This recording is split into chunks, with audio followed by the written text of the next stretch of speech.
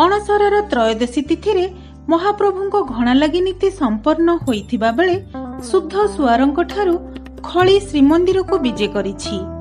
एही अवसर रे दत्त महापात्रंक घरु आसीथिबा खली महाप्रभु को लागि करे जाइथिला।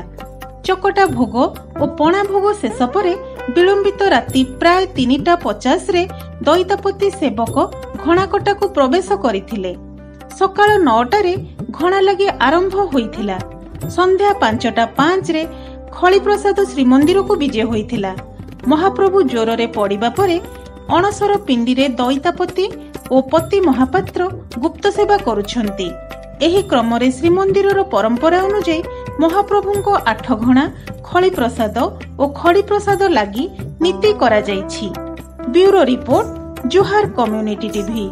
महाप्रभुंकर रथयात्रा जेपर्यंत नीलाद्रि विजयी सिंहासन न बसुंट से पर्यंत मो हविषान रही कौन शुभ कार्य जी ना कौन दान दक्षिणा देवी क्या देवी ना नियम निष्ठार मत 1 मास मो परिवार रे जिते जन सुधुस्वार परिवार रे वैकुंठ तराणी प्राप्त हो नखवाड़ काटी आम स्नान पूर्णिमा पूर्व दिन ठू आम निष्ठार अच्छु एवं आम परिवार सुधुस्वार परिवार पणा भोग पूजा ठार जोटा कि आम ज्वर हेले आम सागु पानी बालू पानी कहूँ स्वतंत्र दिव्य प्रदान करा दिव्य खाद्य प्रदान करा सुस्थ होती ठाकुर आपर आम ठाकुर को विभिन्न प्रकार आयुर्वेदिक जिनस औषध प्रस्तुति गोटे गुप्त नीति अच्छी से मंदिर में प्रवेश करूँ आउ गोटे खली प्रसाद जहाँ दिव्य प्रलेप करूँ सी गोटे आयुर्वेदिक जिनस सी आम प्रस्तुत कर मंदिर भर दे आज घर जो होता द्वादशी रात्रि मध्यरात्रि स्वतंत्र भाव में तैयारी हुए दिव्य प्रलेप एवं घंट पटुआर बर्तमान पाछोटी ने मंदिर प्रशासन श्रीजीव अंगर लगे श्रीजू सशक्त वज्रबाहु हो रथ यात्रा को आसवे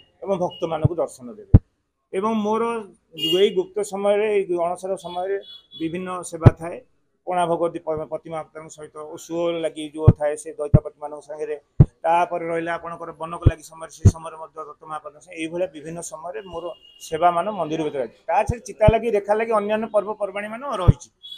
पुरी विजय पट्टनायक रिपोर्ट, जोहार कम्युनिटी टीवी।